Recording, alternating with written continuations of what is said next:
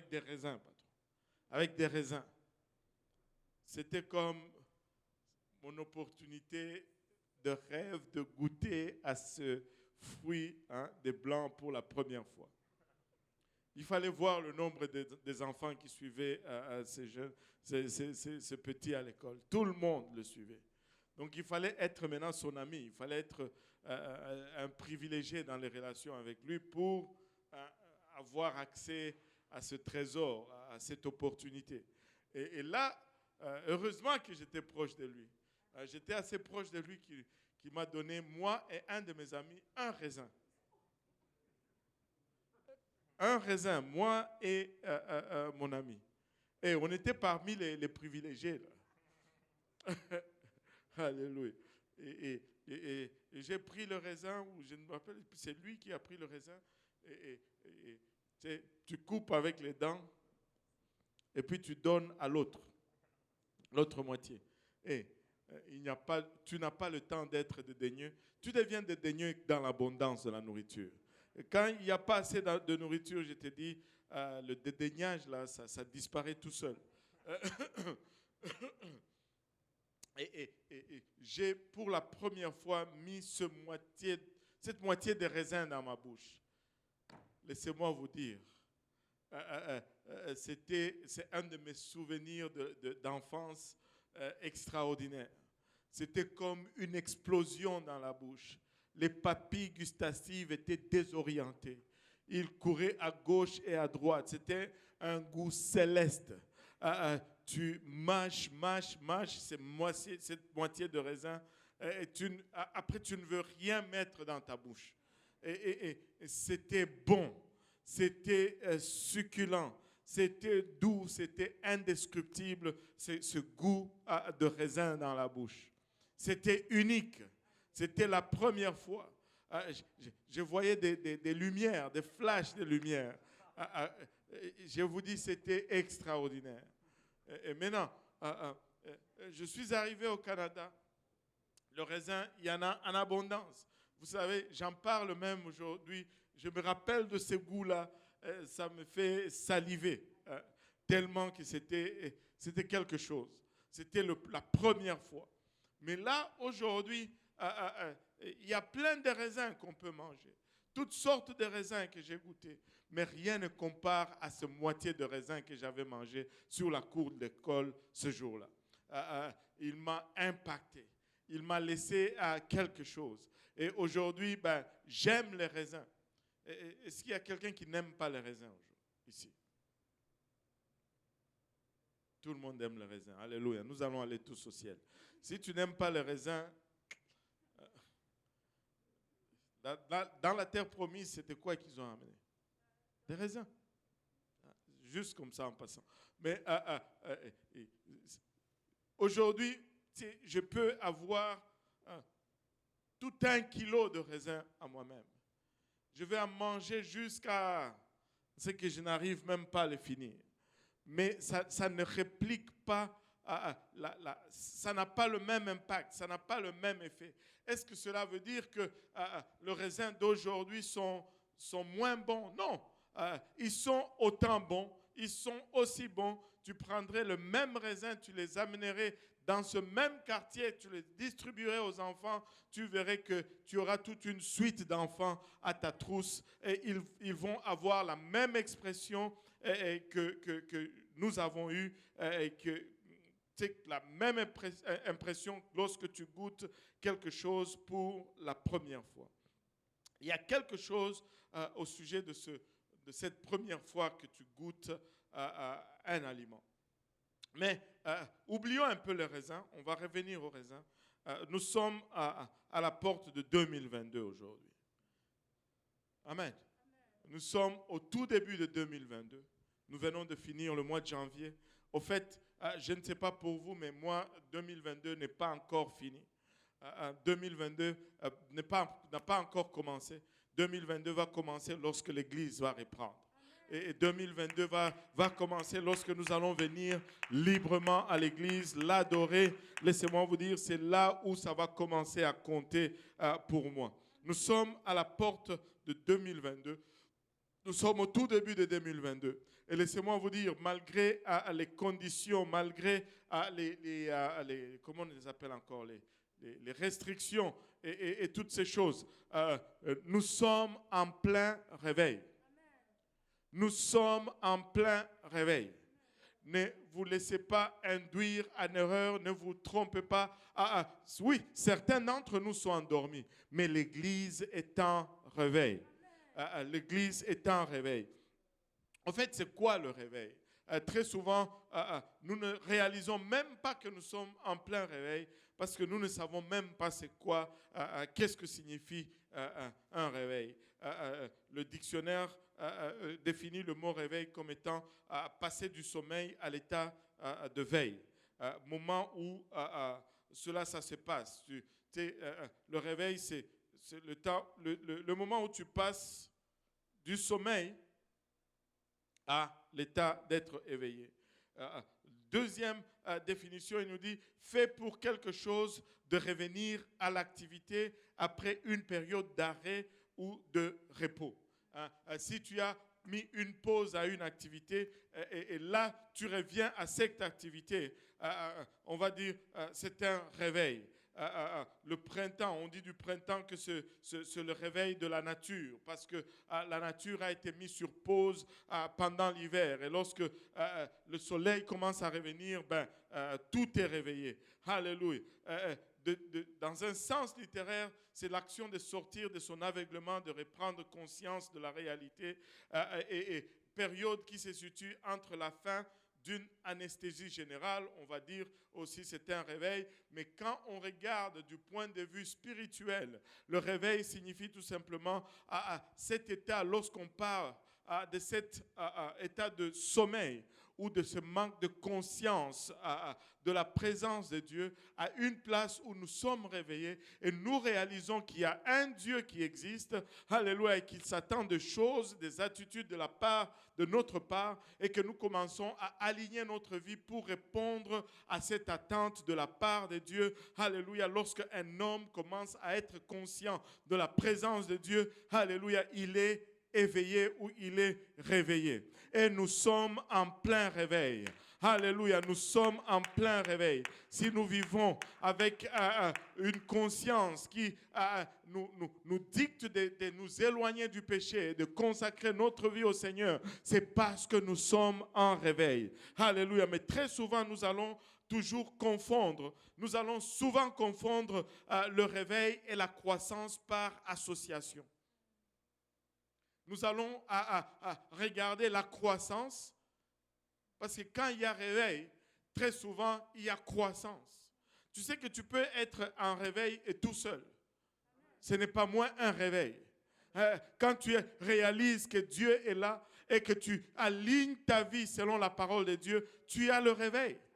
Même si personne ne vient à Dieu, tu as le réveil. Mais le fait que tu alignes ta vie avec Dieu, alléluia, les gens autour de toi vont commencer à te demander, mais c'est quoi ça? Alléluia, et cela apporte une croissance. Mais nous confondons souvent la croissance avec le réveil.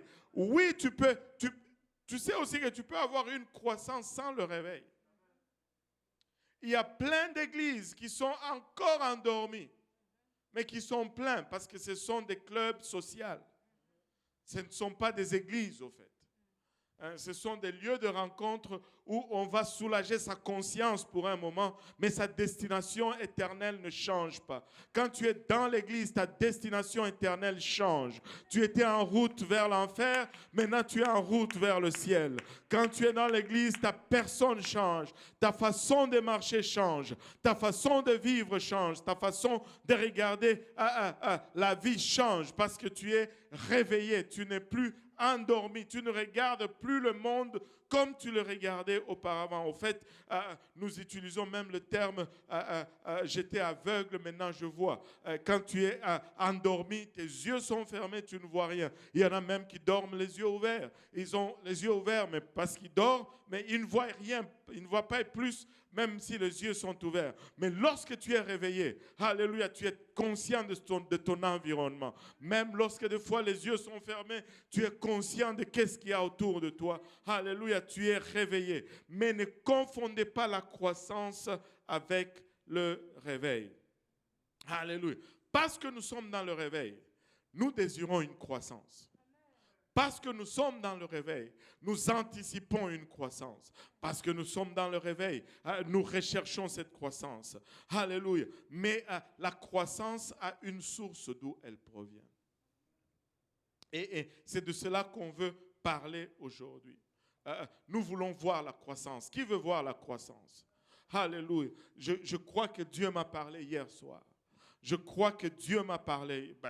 Je vais changer un peu. Je sais que Dieu m'a parlé hier soir. Je sais que Dieu m'a parlé hier soir. Dieu m'a dit que cette église peut doubler cette année en 2022. Qu'ils osent seulement ouvrir les portes de l'église. Qu'ils osent, alléluia, lever les restrictions. Vous allez voir à quelle vitesse les gens vont commencer à venir. Vous allez voir à quelle, alléluia, vitesse le Seigneur va commencer à agir. Vous allez voir à quelle vitesse, avec quelle facilité tu vas partager cette parole aux gens que tu ne pensais pas. Alléluia, ils vont être complètement ouverts. Il y a tellement d'opportunités de ce temps. Tellement d'opportunités dans ce temps, c'est incroyable, incroyable. Je me sens comme je me ressentais, alléluia, à la naissance ou au début de ces services francophones, où on était encore 20, 30, où tu partais à gauche et à droite. Et tout ce que tu voyais, c'est tout simplement des opportunités pour des études bibliques. Et partout où tu mets le pied, il y a une porte d'opportunité incroyable. Et ne pas réaliser cela serait tout un drame. Serait tout un drame. Alléluia. Maintenant, la croissance, laissez-moi vous dire d'abord d'où la croissance ne va pas provenir. Je vais peut-être secouer votre théologie aujourd'hui, mais ça m'est égal. Alléluia. La croissance ne viendra pas de la démonstration de la puissance.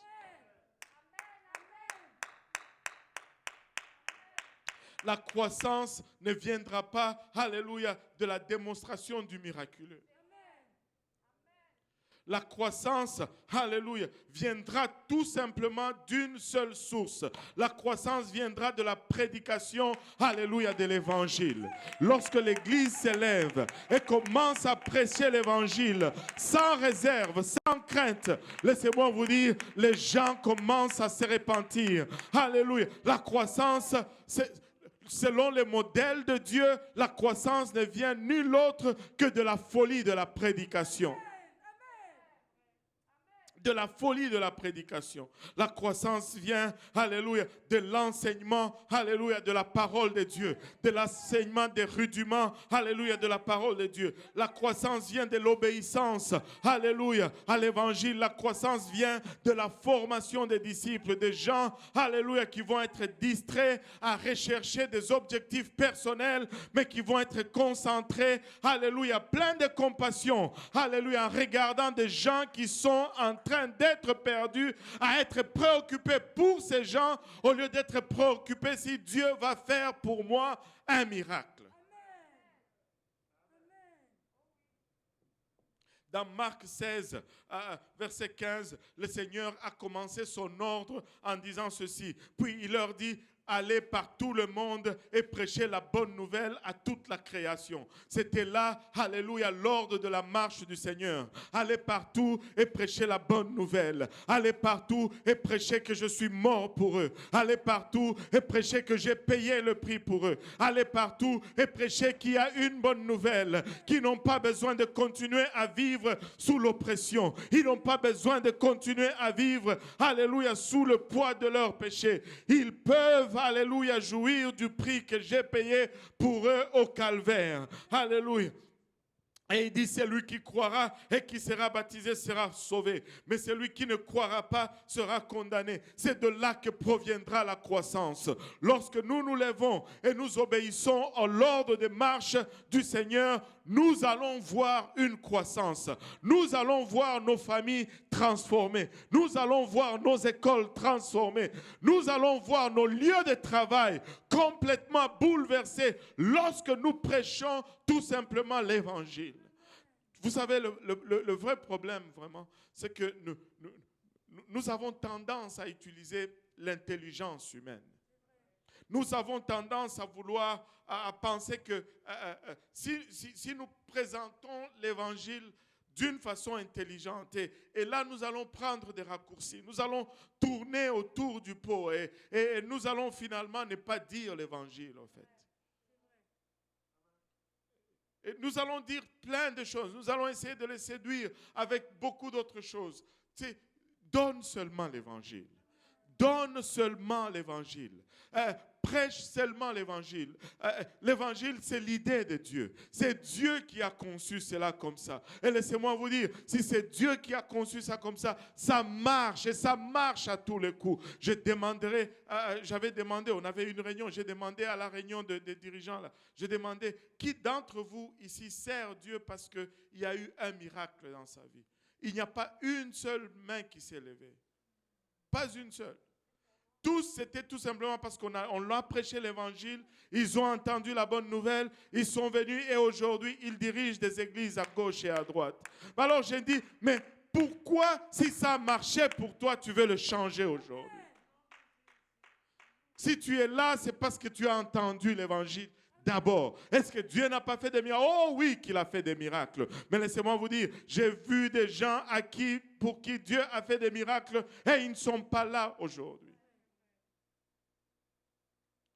Dans le livre de Matthieu, il nous donne la même prescription, Matthieu 28, 19. Allez, faites de toutes les nations des disciples. Alléluia, les baptisant au nom du Père et du Fils et du Saint-Esprit. Et enseignez-leur à observer tout ce que je vous ai prescrit. Et voici, je suis avec vous tous les jours jusqu'à la fin du monde. Laissez-moi vous dire, alléluia, la croissance va venir lorsque l'Église va premièrement se mettre d'un commun accord et dire, nous allons travailler ensemble. Et va se dire, nous allons regarder de l'avant. Alléluia. Est-ce qu'il y a des problèmes parmi nous? Oh, que si, il y a des problèmes. Et si tu retournes dans le livre des Actes, il y avait des problèmes aussi dans l'Église, pire que ce que nous avons dans nos églises aujourd'hui. Alléluia. Mais, alléluia, ils avaient le réveil parce qu'ils regardaient à la bonne place. Ils avaient le réveil parce qu'ils regardaient à la bonne destination. Ils ne laissaient pas, alléluia, le problème de l'un ou le problème de l'autre à venir entraver le réveil.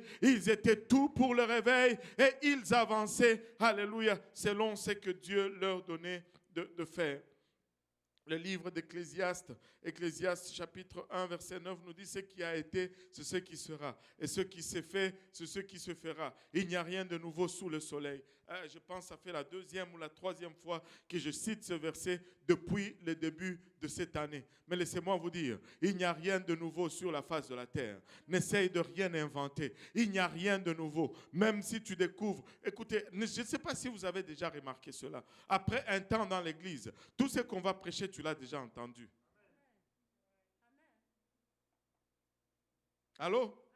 Ça va juste être un peu différent. Ça va juste être arrivé peut-être à un moment où tu avais besoin spécifiquement de cela et ça va sembler tout nouveau. Et regarde, écoute, fais un mois sans manger du riz. Les jours qu'on t'en donne, tu trembles même. Bon, peut-être pour le frère Boaz, c'est la tséké. Fais un mois sans manger la tséké. C'est impossible. Alléluia. Le jour qu'on te le donne, c'est comme si tu trembles même. Alléluia. Il n'y a rien de nouveau sur la terre. Il n'y a pas un nouveau message qui doit être prêché que tu n'as jamais entendu. Fait que arrête d'attendre ces messages. Lève-toi et commence à proclamer l'évangile. Il n'y a pas autre chose. Il n'y a rien de nouveau. Tout ce qui a été, c'est ce qui sera. Alléluia. Et ce qui est, c'est ce qui sera encore. Rien de nouveau. Lève-toi. Oh oui, des fois, j'ai besoin d'encouragement dans cette section. Des fois, oh oui, j'ai besoin de soutien dans ce sens. Oh oui, des fois, je suis en manque dans cette dimension. Et le Seigneur va me nourrir au moment opportun. Mais laissez-moi vous dire, alléluia, tu as déjà tout entendu. Si tu viens ici à l'église, tu n'as même pas besoin d'aller à l'école biblique. Je ne suis pas en train de dire de t'inscrire à Purpose Institute. Continue d'aller à Purpose Institute. Mais laisse-moi te dire, il n'y a rien de nouveau. Il n'y a rien de nouveau. Prêche l'évangile. Prêche l'évangile. Le même évangile. Tu vois, alléluia. Aujourd'hui, essaye d'aller un peu quelque part où ils ne sont pas familiers avec la parole de Dieu. Et partage les simples, la vérité. C'est que toi, tu regardes aujourd'hui comme pas, ce n'est plus profond. Ce n'est plus wow. Alors que lorsque tu es venu à l'église, c'était comme wow. On te disait oh non, il n'y a pas de S au nom. Tu étais comme wow. Alléluia. Mais aujourd'hui, ça commence à être comme bof. Je ne peux pas dire ça. Oui, il y a quelqu'un qui a encore besoin de goûter ses raisins pour la première fois. Et quand tu vas le lui donner, ça va être la même réaction que tu avais. La même réaction cette personne va avoir. Alléluia. Ne perds pas ton premier goût. Partage-le. Partage-le. Partage-le. Alléluia. J'ai répertorié à tous les miracles que le Seigneur Jésus-Christ avait fait. Je les ai répertoriés. J'en ai compté, 37 dans la parole de Dieu. 37. 37 miracles dans la parole de Dieu. Premier miracle, noces de Canaan, Jean 2, 1 à 11. Deuxième miracle, guérison du démoniaque à Capernaum, Marc 1, 21, 28. Et Luc aussi 4. La pêche miraculeuse, Luc 5. Résurrection à Naïm. Et ça, c'est Luc 7. Guérison d'un lépreux, Matthieu 8. Guérison d'un serviteur, d'un centurion, Matthieu 8 encore, 5. Guérison du fils d'un officier, Jean 4. Guérison de la belle-mère de Pierre, Matthieu 8 encore. Autre exorcisme en Capernaum, Marc 1. Et la tempête apaisée, Matthieu 8. Chasser le démon chez le démoniaque de Gadarénien. Matthieu 8, guérison d'un paralytique, Matthieu 9, résurrection de la fille de Jairus, Matthieu 9, la femme hémorragique, la femme avec la perte de sang, Matthieu 9, guérison des 2 aveugles, Matthieu 9 encore, guérison d'un démoniaque muet, Matthieu 9, guérison à la piscine de Bethsaïda, Jean 5, guérison de l'homme à la main paralysée, Luc 6, et ça va jusqu'à Matthieu 12, exorcisme sur un aveugle muet, 37 miracles, 37 miracles, 37 miracles. Si cela fonctionnait, je vous dis, il allait y avoir une foule extraordinaire autour de la croix. Il y avait seulement 3 femmes et un homme qui étaient là pour lui le jour de sa crucifixion. 3 Marie et Jean. C'est tout. Et après le plus grand miracle qu'il ait fait, il est ressuscité 3 jours après. Oh, qu'il était sur le mont des Oliviers. Ils ont tous accouru, 500 personnes. 500 personnes. Ils l'ont vu ses mains percées. Ils ont vu probablement ses cicatrices encore autour de son visage. Ils ont vu sûrement ses pieds percés parce qu'il portait probablement des sandales. Et ils l'ont vu monter dans les airs sans moteur, sans aile, juste comme ça. Il est monté. Je ne sais même pas s'il y avait un son. Il est juste monté.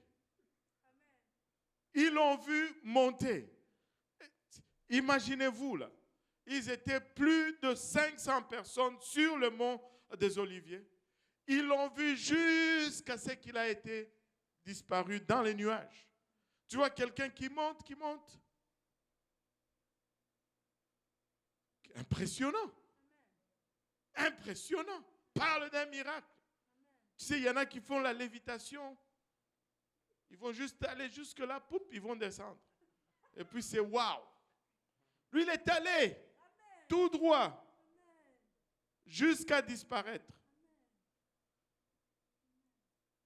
Mais ces gens-là, 500 personnes, seulement 10 jours plus tard, Et l'effet de ces miracles n'était plus là sur 380 personnes minimum. L'effet était déjà escompté sur 380 personnes de ces gens-là. Tu ne peux pas t'appuyer sur cela. Parce que lui-même nous dit de ne pas nous appuyer sur cela. Lui-même, il nous dit, allez prêcher l'évangile. Si nous allons récolter, c'est que nous allons s'aimer, alléluia, cette bonne nouvelle sans repos et sans relâche. Église, il n'y a pas d'autre secret. Nous devons prier, nous devons jeûner, nous devons lire notre Bible et après nous devons juste prêcher l'évangile. Et nous devons par la suite voir Dieu faire. Oh, qu'il va faire. Oh, qu'il va faire. Moi, je refuse d'être assis et à être en train de calculer si Dieu va faire un miracle. Amen. Je refuse de faire cela. Je vais juste prêcher l'évangile. Et quand je prêche l'évangile, il guérit les malades. Quand je prêche l'évangile, il ouvre les yeux des aveugles. Quand je prêche l'évangile, il ressuscite les morts. Quand je prêche l'évangile, alléluia, il fait toutes ces autres choses. Mais notre focus doit rester et restera toujours prêcher l'évangile, enseigner une étude biblique. Je veux juste mettre mon pied dans une nouvelle maison. Je veux juste, alléluia, être en contact avec une autre famille avec qui je vais partager cet évangile. Je veux juste entrer dans une autre maison et goûter à un autre type de café quelque part. Mais je veux prêcher l'évangile. Je veux annoncer cette bonne nouvelle. Et c'est à ça que, Église, nous devons nous adonner. Le ministère le plus important, alléluia, c'est prêcher l'évangile. Alléluia. Tu n'as pas besoin de micro pour prêcher l'évangile. Tu n'as pas besoin d'une chaire pour prêcher l'évangile. Alléluia. Il y a plein d'audiences partout. Chaque maison est une audience. Chaque famille est une audience. La station de métro est une audience. L'autobus est une audience. L'école est une audience. Alléluia. Partout où je vais, chez ma famille, c'est une audience. S'ils vont m'entendre, ils vont entendre prêcher l'évangile. S'ils vont m'entendre dire quelque chose, je veux dire l'évangile parce que j'ai été affecté par ce premier goût dans ma bouche. Vous savez, partout à travers la parole de Dieu, Dieu nous laisse cet exemple. J'étais encore en train de réfléchir là-dessus. Noé construit cette arche. Ça lui a pris selon certains 40 ans, d'autres 100 ans. Qui sait, entre 40 et 100 ans. Il a construit cette arche au milieu de nulle part. Et là, tu peux voir le peuple qui s'est moqué de lui, qui riait de lui. Mais le jour est arrivé, finalement, l'arche était finie. Dieu lui dit, monte dans l'arche. Il est monté dans l'arche. Savez-vous que Noé et sa famille sont entrés en premier avant que les animaux commencent à venir, selon la parole de Dieu. Noé est entré. Et c'est seulement par la suite que les animaux ont commencé à venir. 2 à 2 qu'ils venaient. Alléluia. Les canards qui viennent 2 à 2. Quoi. Ils entrent dans l'arche. Les poules qui viennent 2 à 2, ils entrent dans l'arche. Les chèvres qui viennent, alléluia, en couple, ils entrent dans l'arche. Les éléphants viennent en couple, ils entrent dans l'arche. Les chiens, ils entrent dans l'arche. La tortue, elle était de la marche, elle est entrée dans l'arche. Tous ces animaux entraient dans l'arche, au vu et au su de toute la population de son jour. Parle d'un miracle. Si cela ne t'impressionne pas, je ne sais pas qui doit être fait pour que tu sois impressionné. Mais malgré ces défilés de tous ces animaux sauvages, le lion, les léopards, qui venaient de nulle part, 2 à 2, et qui rentraient dans cette arche, pas une seule personne n'a été convaincue pour entrer dans cette arche. Pas une seule âme n'a été convaincue pour entrer dans cette arche. Pas une seule personne. Et toi, tu cherches encore un miracle pour remplir l'église. Laisse-moi te dire, tu peux continuer à chercher le miracle. Oh oui, ça peut se remplir, mais ça va se vider aussi vite que ça s'est rempli. Oh oui, ça peut se remplir, mais ça peut se remplir de gens, alléluia, qui au lieu de chercher Dieu, sont en train de chercher sa provision. Mais nous ne sommes pas intéressés dans cela. Nous sommes intéressés dans ceux qui veulent, alléluia, au son de la trompette, revêtir l'immortalité. Nous recherchons ceux qui vont l'aimer alléluia, qu'ils donnent, alléluia, ils vont l'aimer. Qu'ils ne donnent pas, ils vont l'aimer. Nous sommes en train de chercher ceux qui vont dire, même s'il m'est tué, je lui ferai malgré cela confiance. Ce sont ceux-là qui vont y arriver. Ce sont ceux-là que nous recherchons. Et laissez-moi vous dire, ce monde est plein de ces gens-là. Ils sont fatigués de la religion. Ils sont fatigués de la démonstration. Vous pensez que vous allez les impressionner, alléluia, avec un miracle. Ils voient déjà la magie dans le monde.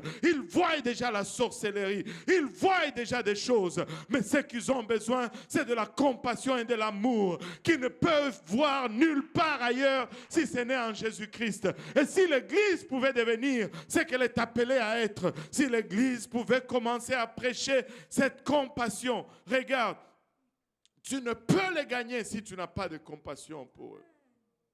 Si tu cherches tout simplement à être vrai. Et des fois, nous tombons dans ces pièges. Nous voulons, alléluia, montrer que nous avons raison. Oui, nous avons raison, mais cela n'est pas le but. Nous voulons montrer que nous avons la vérité. Oui, nous avons la vérité, mais cela n'est pas le point. Le point, c'est une âme, alléluia, qui est en train d'aller vers la destruction éternelle. Et cela devait être notre première préoccupation. Alléluia, que j'ai raison ou que j'ai tort. Mais cette âme, alléluia, doit connaître la vérité. Qu'est-ce que tu es en train de dire? Ce que je suis en train de dire, je préfère perdre l'argument et gagner l'âme. Je préfère, alléluia, perdre l'argument, mais je veux par-dessus tout gagner l'âme. Je ne veux pas avoir raison à tout prix. Des fois, alléluia, ce n'est pas en gagnant l'argument que tu vas gagner l'âme. Qu'est-ce que tu veux dire par là? Tu dois faire attention comment tu présentes ta vérité.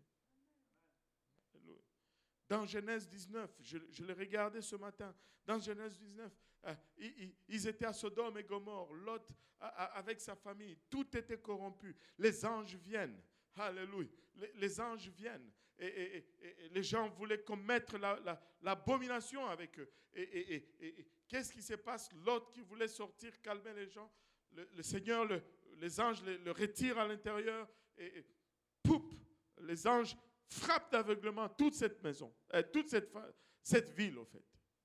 Toute la ville entière aveugle, comme des zombies, à chercher la porte. Ils ne trouvent pas la porte. Toute la ville d'aveuglement. Mais quand c'était le temps de sortir, Lot commençait à dire A, O, A. L'aveuglement n'était pas assez convaincant. Il fallait que l'ange le tienne littéralement par la main et le tire. Laissez-moi vous dire ceci. Nous ne sommes pas fous. Peut-être que oui, nous sommes fous. Mais nous ne sommes pas stupides. Qui ne voudrait pas d'un miracle? Dans ton bon sens, là. Qui ne voudrait pas un miracle? Si tu viens, tu me dis, je vais te donner $1 million, mais bien sûr que je vais le prendre. Je ne suis pas quand même...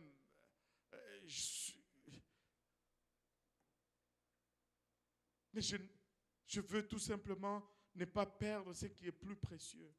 J'écoutais une chanson qui m'a frappé aujourd'hui. Ce n'est pas toute la chanson qui m'a frappé, mais il y a juste... Des fois, c'est juste là. Mais nous ne le voyons pas. Et cette dame, elle dit ceci, elle chantait, Jésus est devenu son ami, blablabla. Et tout comme Lazare, il est tombé malade. Et Lazare, Jésus a pris le temps pour venir. Il a laissé mourir. Et puis il est venu, il est ressuscité.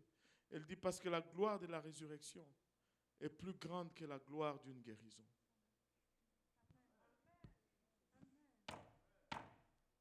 Mais arrêtez d'hypothéquer la résurrection. Arrêtez d'hypothéquer la vie éternelle pour une guérison.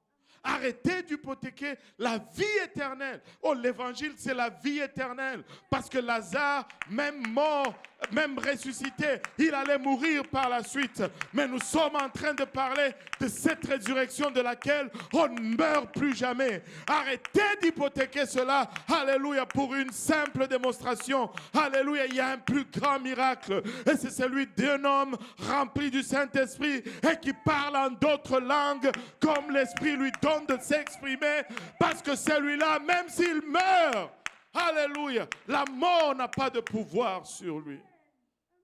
La mort n'a plus de pouvoir sur lui. C'est l'aveuglement n'a pas pu changer l'attitude des gens à Sodome et Gomorrhe.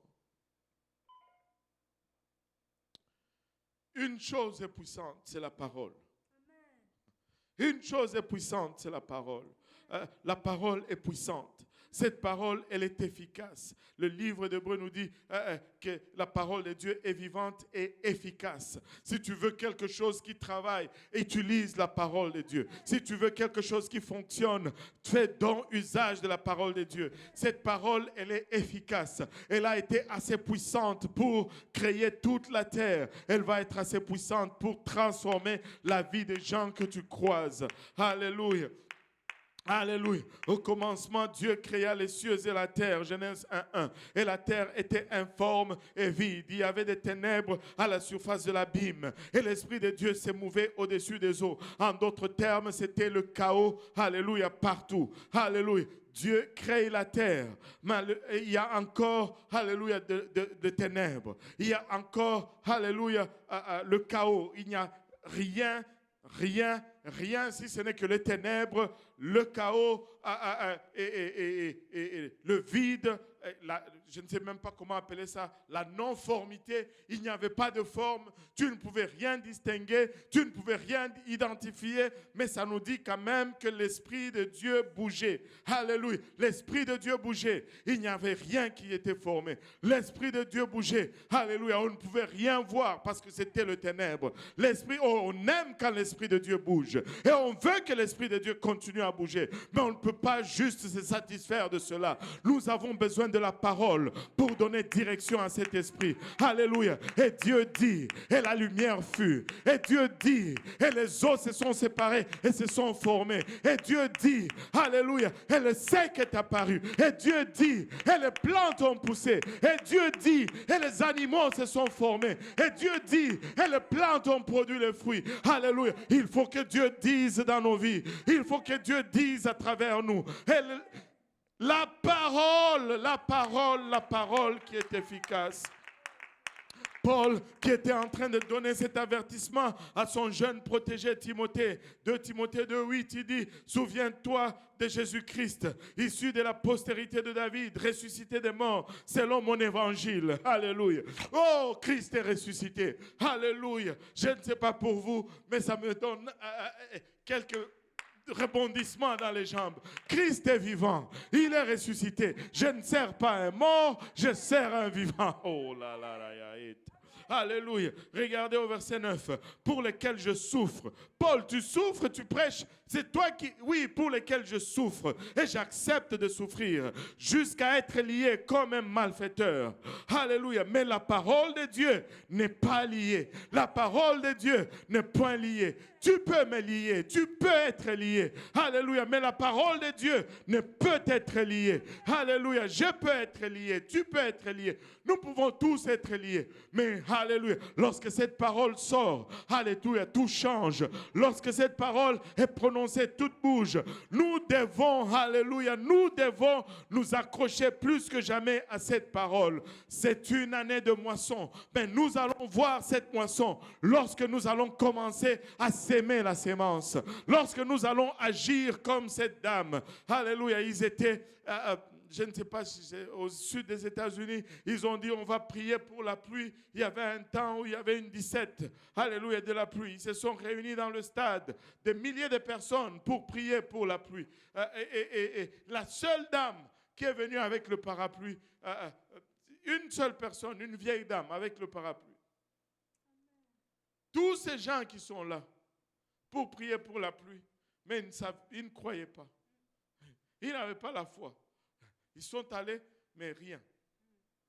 Si nous allons voir la moisson, nous allons s'aimer la sémence. Alléluia.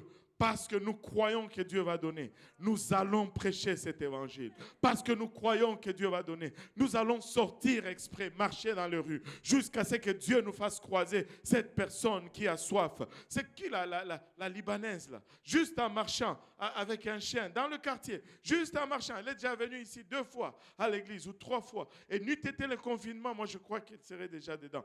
Laissez-moi vous dire ceci. Juste faire ce que nous devons faire, juste sortir et prononcer cette parole. Je n'ai pas besoin d'être sophistiqué, je n'ai pas besoin d'avoir un langage. Écoutez, si Maman Tilmé peut prêcher cet évangile pour l'amour de Dieu, tu peux la prêcher également. Vous savez que c'est Maman Tilmé qui a amené, comment il s'appelle encore? Il est en Côte d'Ivoire, là, j'ai oublié ça. Guy Arnold à l'église. Moi, je pensais que c'était le frère Pierre. Mais non! C'est Maman Tilmé. Guy Arnold ne parle pas créole. C'est un Ivoirien.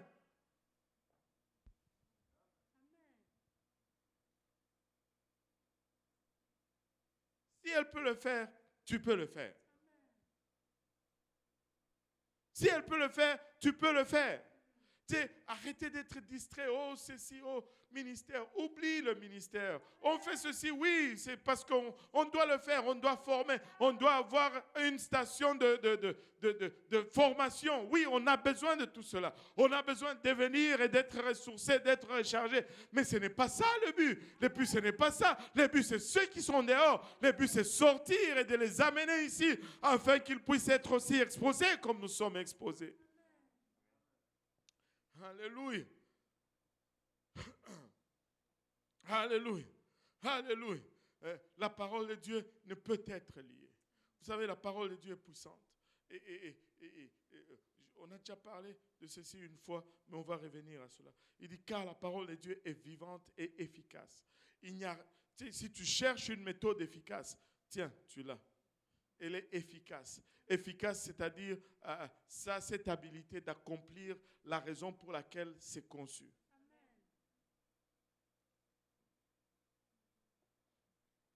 Les miracles n'ont pas été conçus pour sauver les gens. C'est l'évangile qui a été conçu pour sauver les gens. Ces choses vont être des opportunités.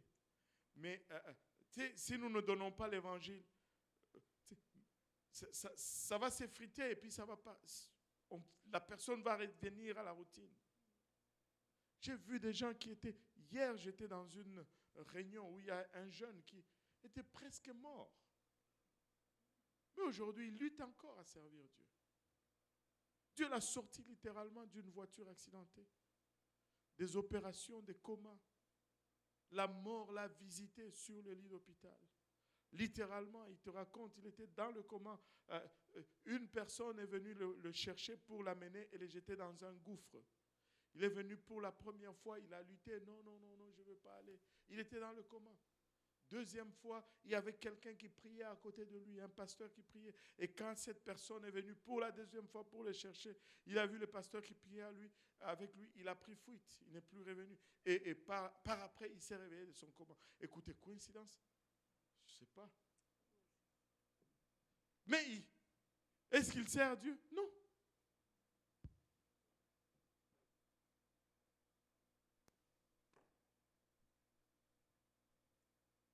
Ça n'a pas été efficace. Ça n'a pas été efficace. Mais la parole de Dieu est vivante et efficace. Moi, je suis sûr que si cette personne s'expose continuellement à la parole de Dieu, elle va changer. Elle va changer. Mais exposée à la parole de Dieu. Cette parole est efficace, plus tranchante. Regardez comment elle fonctionne. Elle dit plus tranchante qu'une épée quelconque à 2 tranchants, pénétrant jusqu'à partager âme et esprit. Wow. C'est pourquoi elle est efficace. Parce que c'est la seule chose qui peut séparer âme et esprit.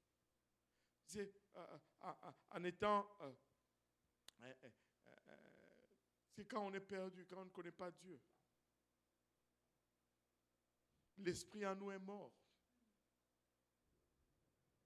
Et tout est sujet de réflexion par rapport à notre âme ou à notre intellect. Or, quand nous regardons les choses du monde, par notre intelligence, plutôt les choses de Dieu, par notre intelligence, c'est une folie. Tu venir ici et puis commencer à faire les choses que l'on fait. Tu sais, un homme intelligent vient ici et dit, ben, c'est quoi ça? C'est barbare. Vous êtes là. C'est ce qu'on fait ici. Mais ça ne fait pas de sens. Bon, on est là, on parle en langue. Quelqu'un qui regarde dit, mais avec son intelligence, il repousse cela. Mais quand on prêche la parole de Dieu, c'est elle qui pourvoit cette opportunité. Pour un moment, elle sépare les deux. Et elle te donne un instant de lucidité où tu peux recevoir les choses spirituelles sans que l'âme n'influence ce que Dieu est en train de te donner. Et là, subitement, tu es comme, oh Dieu, je vois. Oh Dieu, je vois. Laissez-moi vous dire, un mort qui ressuscite ne te donne pas cette opportunité. Seule la parole de Dieu te donne cette opportunité. Seule la parole de Dieu te donne cette opportunité. Et quand il y a cette opportunité, cette lucidité, on se saisit de choses spirituelles et on commence une marche.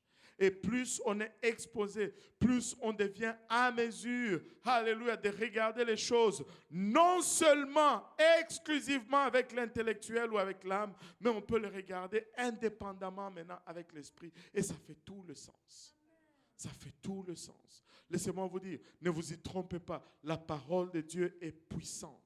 La parole, revenez à votre premier goût, là où elle vous avait ébloui, là où on vous avait dit cela et vous étiez comme moi ou maman. C'est la même parole, c'est le même goût, c'est la même puissance. Prêche-la et vois comment elle va émerveiller une autre personne. Prêche-la et vois comment elle va éblouir la personne suivante. Elle va éblouir l'autre personne qui vient après. Alléluia. Avec amour, avec compassion, avec patience. Mais donne la parole. Donne la parole. Est-ce qu'il y a besoin d'un miracle? Oh, s'il y a besoin d'un miracle, Dieu va le faire. Mais arrête de rechercher le miracle. Tu n'as pas... C'est Dieu qui détermine quand tu peux prier, jeûner pendant 40 ans, même 80 ans, sans voir aucun miracle. Parce que c'est un privilège que Dieu fait, pas parce que tu as fait, parce qu'il est bon tout simplement. Tu ne vas jamais le mériter. Tu ne vas jamais le mériter. Il a fait de grandes choses. Laissez-moi vous dire ceci. Ne pense. C'est une folie de penser que quelqu'un ne veut pas un miracle. Il faut être fou. Ça ne marche pas. J'aurais voulu que Dieu guérisse ma mère. Je pensais que je n'ai pas prié pour cela. J'ai même jeûné pour cela. Mais je devais lui donner l'évangile. Je dois donner l'évangile. Je dois donner l'évangile. Alléluia. Tu dois donner l'évangile. Par-dessus toute chose, cette parole doit être prêchée. Si nous allons voir le réveil que Dieu veut que nous voyons dans les autres, pas dans nous, nous devons prêcher cette parole. C'est cette parole qui va les amener à se réveiller. Et si nous allons avoir cette croissance, nous allons prêcher. Et notre croissance va être proportionnelle à comment nous prêchons cet évangile. Plus nous la prêchons, plus nous allons voir les gens venir à Dieu. Église, ne vous laissez pas distraire. Oh, il n'y a pas de puissance. Laissez-moi vous dire ceci. Ou bien il y a Dieu, ou bien il n'y a pas Dieu. S'il n'y a pas Dieu, fermons, partons d'ici. C'est une perte. Allons jouer au golf, allons glisser au mont, je ne sais pas, Tremblant ou quelque chose, Saint-Bruno ou quelque chose. Là où Dieu est, tout est possible. Là où Dieu est, rien ne peut l'entraver, rien ne peut le limiter. Et là où Dieu est, tout est possible. Mais sommes-nous en train de faire ce qu'il veut que nous fassions?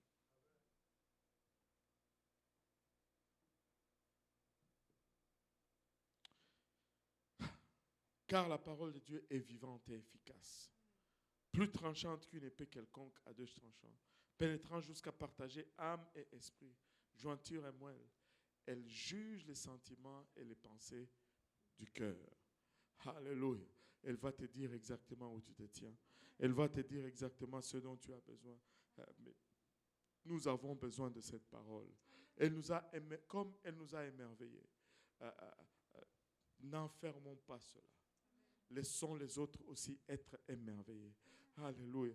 Laissez-moi vous dire ceci. Nous allons évangéliser comme nous n'avons jamais évangélisé auparavant.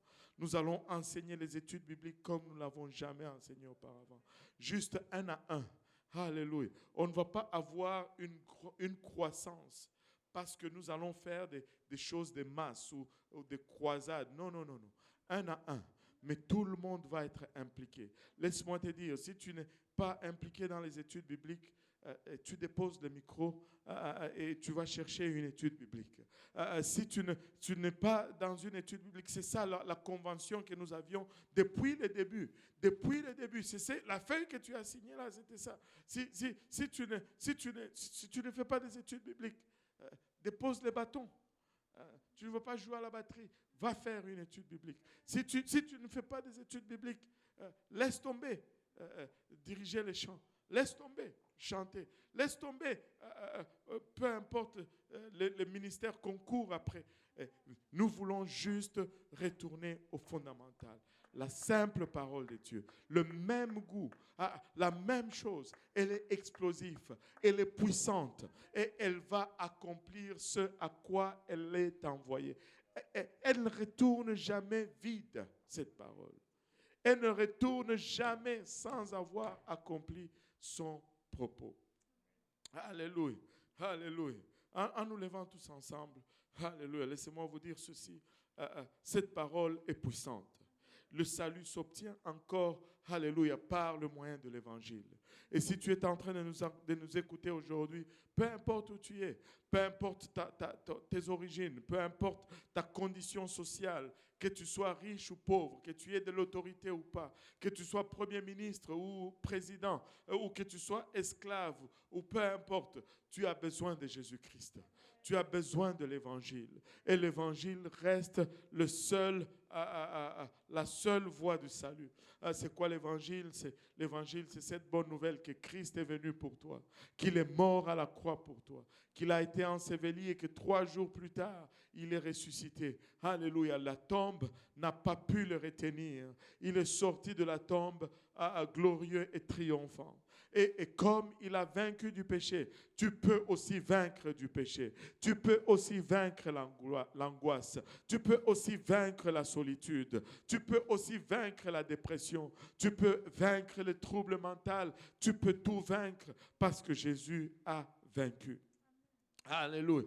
Et qu'est-ce que tu dois faire? Tu dois juste obéir à cette bonne nouvelle. Comment tu obéis? Pierre nous dit dans Actes 2, 38, alléluia, répentez-vous et que chacun de vous soit baptisé au nom de Jésus-Christ pour le pardon de vos péchés. Et vous recevrez le don du Saint-Esprit. Tu dis, pasteur, est-ce que c'est vraiment pour moi? Oh oui, c'est vraiment pour toi aujourd'hui. Parce que dans le verset 39, il nous dit, car la promesse est pour vous. Alléluia. Pour vos enfants. C'est à ceux qui étaient là en train de l'écouter. Alléluia. Mais il ne s'est pas arrêté là. Il a continué en disant, et pour tous ceux qui sont au loin, en aussi grand nombre que le Seigneur notre Dieu les appellera. Ça veut dire toi aujourd'hui. Ça veut dire toi qui nous écoutes en Russie. Toi, ça veut dire toi qui nous écoutes, alléluia, en Afrique.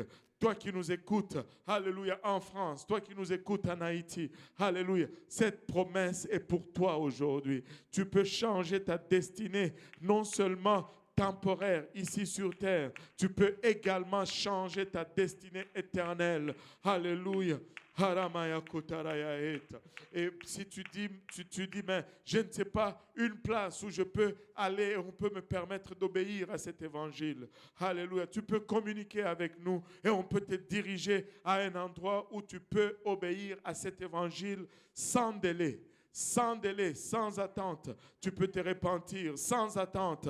Alléluia, tu peux être baptisé au nom de Jésus-Christ. En passant, si tu étudies ta Bible, il n'y a aucun baptême qui a été remis. Il n'y a aucun baptême qui a été repoussé au lendemain. Il n'y a aucun baptême qui a été repoussé à un temps convenable. C'était tout de suite, c'était dans l'immédiat, c'était à l'heure même, c'était au milieu de la nuit, à l'instant même. Alléluia, parce qu'il n'y a pas de délai, alléluia, accordé lorsque quelqu'un veut revêtir le nom de Jésus-Christ. Et comment tu dois le faire?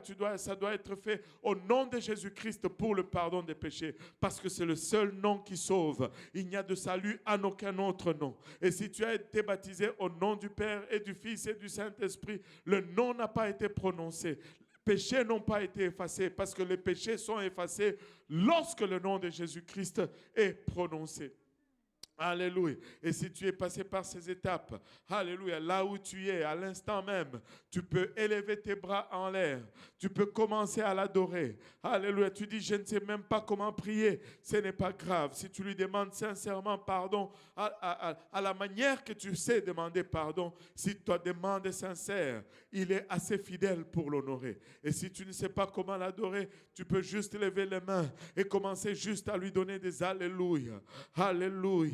Alléluia. Faisant ainsi, tu vas sentir, alléluia, tes lèvres devenir tremblantes, ta langue devenir pesante.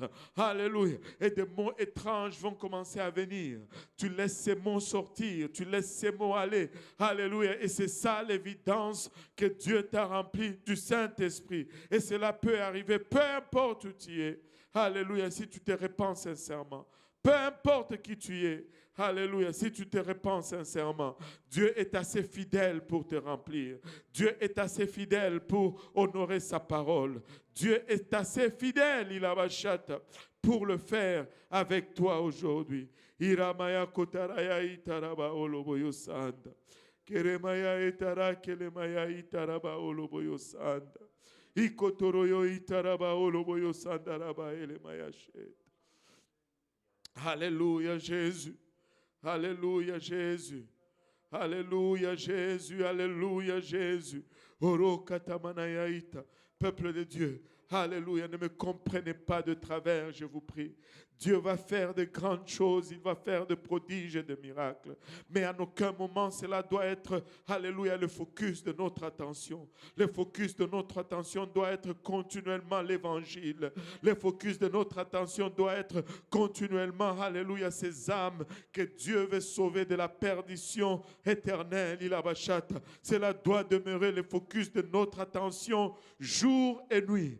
Faisant ainsi, nous allons voir des choses. Faisant autant, nous allons voir, alléluia, des prodiges. Alléluia. Faisant autant, nous allons voir ce que l'œil n'a point vu, ce que l'oreille n'a point entendu. Mais cela ne doit pas être le focus de notre marche. Cela ne doit pas être le focus, alléluia, de notre préoccupation. Alléluia. Donnons-nous seulement à Dieu, tout comme celui qui plante. Alléluia. Il ne secoue pas l'arbre pour que le fruit pousse. Il arrose tout simplement et le fruit pousse de même. Peuple de Dieu, arrosons notre ville avec l'évangile de Jésus-Christ. Arrosons nos familles avec l'évangile de Jésus-Christ, avec amour et compassion. Alléluia, je ne t'ai pas oublié, toi qui es en train de prier. Je ne t'ai pas oublié. Alléluia, si tu peux continuer à lui donner des alléluia. Si tu peux continuer à lui donner des alléluia. Ora maya kitaraya eta. Ora maya kitaraya itara koloya eta. Alléluia Jésus, alléluia Jésus, alléluia Jésus, alléluia. Ikotomana etara koloya itaraba oloboyo sanda. Koribaya itaraba oloboyo sataraba oloboyo sanda. Erekatamana ya etara kilamaya itaraba oloboyo sanda. Alléluia, il va le faire, il va le faire, il va le faire. Alléluia, il va le faire avec nous. Il va le faire, il va le faire, il va le faire. Alléluia. Iramaya kotaraya etaraba oloboyo sanda. Alléluia. Quelqu'un doit prendre un engagement avec son Dieu. Quelqu'un, il abachata, doit parler à son Dieu. Alléluia. Quelqu'un, il abachata, doit s'engager à marcher dans les voies de l'Éternel. Quelqu'un doit, alléluia, prendre prendre une résolution de prêcher cet évangile, de le déclarer. Quelqu'un doit commencer. Oro katamanaya etaraba oloboyo sanda. Iramaya etara keleya etaraba oloboyo sanda. Tout simplement avec amour et avec compassion. Alléluia. Sans attendre quoi que ce soit d'autre.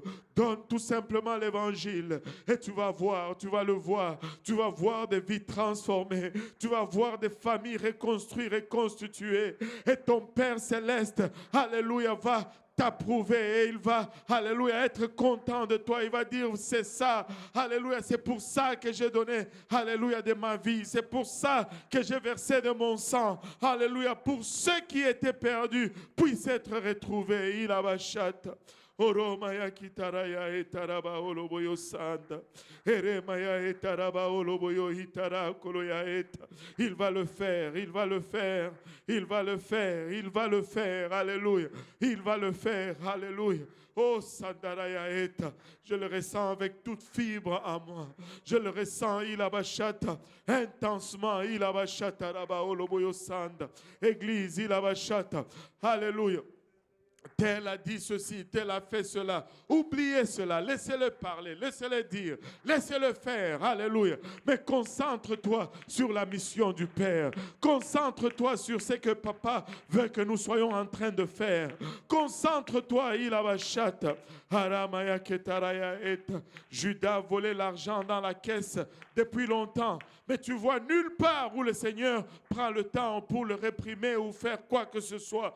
Concentre-toi sur l'œuvre, alléluia, de la mission. Concentre-toi sur, alléluia, l'évangile.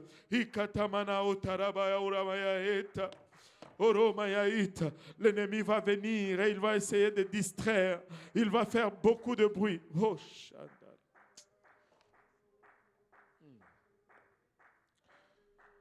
je vais partager juste un tout petit peu de ceci. J'ai écouté une prédication hier la nuit. Le prédicateur a dit ceci. Le diable n'a jamais rien créé. Le diable n'a jamais rien créé. Mais il va toujours chercher à susciter une réaction en vous. Le diable ne sait pas si tu vas aller à gauche ou à droite. Il ne sait pas. Il ne sait pas qu'est-ce que tu vas faire. Mais il veut que tu réagisses à ce que lui il est en train de faire. Et le prédicateur a dit ceci. C'était puissant, mon Seigneur. Il dit, à chaque fois que tu réagis, tu es dans la chair. Nous devons agir au lieu de réagir. Tel a dit, laisse-le, pardonne-le, mais ne réagis pas, mais va agir. Va faire ce que tu as besoin de faire. Allô? Alléluia. Nous sommes, Dieu va le faire. Et il y a une grande moisson qui bouillonne et qui nous attend.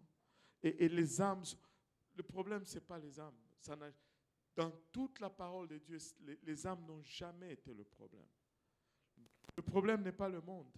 Et même si le monde devient plus méchant, ça ne fait que rendre notre travail encore plus facile. Parce que la lumière devient de plus en plus facile à distinguer. Tu sais, habille-toi juste correctement, tu es remarqué. Plus ils vont se pervertir, plus nous allons être distincts. Tu sais, habillé comme ça, il y a 40 ans, tu allais peut-être passer normal. Tu sais, avec vos jupes là, les dames, retournez 40 ans en arrière, c'était normal. Et les chrétiens, les non-chrétiens. Mais aujourd'hui, ça vous distingue. Parce qu'ils sont plus allés dans la perversion. Alors, ne nous laissons pas intimider par cela. Ne nous laissons pas distraire par cela. Accrochons-nous à Dieu et regardons la mission qu'il nous attribue. Et c'est tout. Le reste, Dieu va le faire. Ne t'inquiète pas, les troubles que le diable veut créer dans ta vie, Dieu est déjà là, il est en train déjà d'adresser ces troubles. C'est ce qu'on a partagé à l'église de l'Est. Quand on dit, il dit, je suis celui qui suis. C'est-à-dire, avant que tu n'arrives à tes problèmes, lui, il est déjà rendu là-bas. Quand il a dit cela à Moïse, il était en train de lui dire, n'aie pas peur. Avant que tu n'arrives en Égypte, moi, j'y serai déjà. Alors, ne réagissons pas, mais agissons. Soyons créatifs. Créons les opportunités. Et saisissons, ne soyons pas réactionnaires. Allô? Amen. Alléluia. Agissons. Oublions. Ce monde a besoin de l'évangile plus que jamais. Et ce monde est prêt à recevoir cet évangile plus que jamais. Plus que jamais. Ils se débattent encore plus, mais c'est tout simplement, à chaque fois que tu vois qu'il y a beaucoup de troubles, beaucoup de distractions, c'est juste un signe. C'est le diable qui est en train de réagir à ce que tu es en train de faire.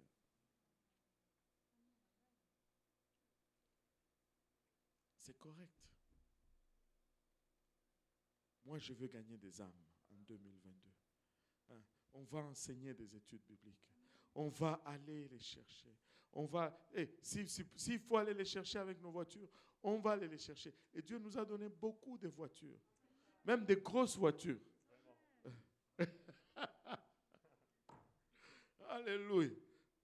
Tu peux les entasser là-dedans.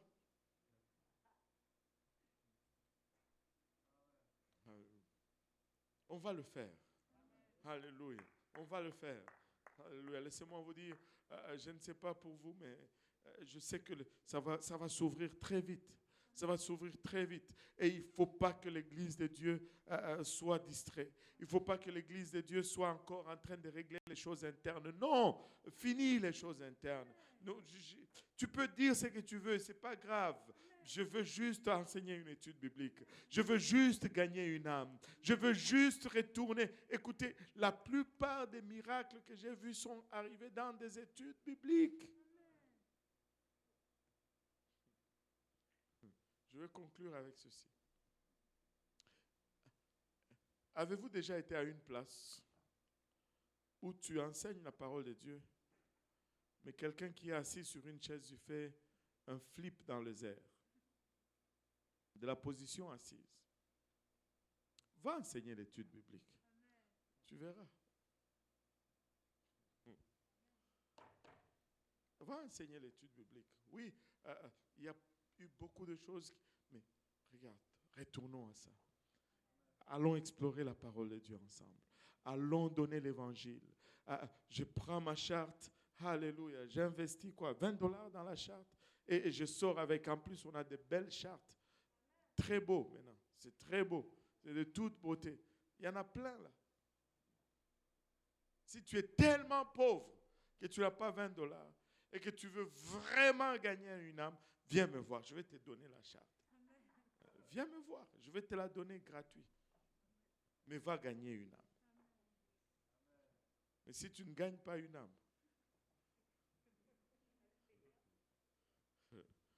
mon esprit va te poursuivre partout. Le Seigneur est bon. Amen. Alléluia. Et peu importe où tu es, tu peux obéir à l'évangile aujourd'hui. Alléluia. Battons nos mains pour le Seigneur encore. Alléluia. Regarde à ton voisin, dis-lui, je vais y aller, je vais le faire. Alléluia, c'est mon temps. Alléluia, nous allons l'accomplir, nous allons le faire. Alléluia, 2022 est à notre porte. Alléluia, 2022 est à notre porte. Nous allons gagner 2 fois plus d'âmes. Nous allons enseigner 2 fois plus d'études bibliques. Nous allons, alléluia, 2 fois plus évangéliser. Alléluia. Ils vont savoir que nous sommes chrétiens. Ils vont savoir que nous sommes le peuple du nom. Ils vont savoir que pour nous, c'est Jésus. Et ils vont savoir que nous avions goûté au raisin. Alléluia. Que le Seigneur vous bénisse. Alléluia. Que le Seigneur vous fortifie. Alléluia.